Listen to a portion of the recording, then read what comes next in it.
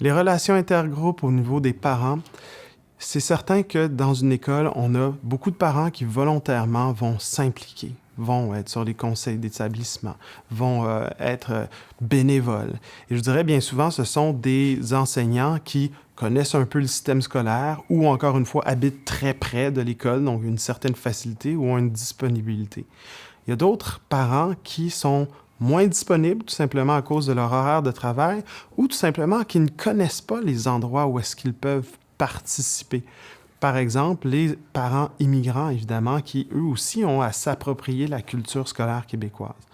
Donc, dans ce sens-là, bien souvent, on est très exigeant au niveau des parents à ce qu'ils soient présents lors des rencontres de parents. Lorsqu'on les convoque, on veut qu'ils soient là. Et bien souvent, on juge assez rapidement de leur implication auprès de leur enfant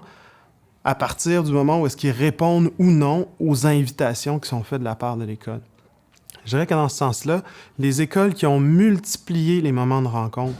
non seulement lorsqu'il s'agit de parler des cas d'élèves, mais aussi des rencontres sociales, des rencontres au sujet de réalisation aussi d'élèves, et aussi qui se sont associés avec des organismes communautaires qui ont aussi une façon de rejoindre les parents, puis je vous dirais bien souvent aussi qui vont pouvoir nous aider dans la traduction, l'interprétation, parce qu'on a beaucoup de parents qui ne se sentent pas assez à l'aise en français pour pouvoir s'impliquer, mais lorsqu'ils voient qu'il y a une ouverture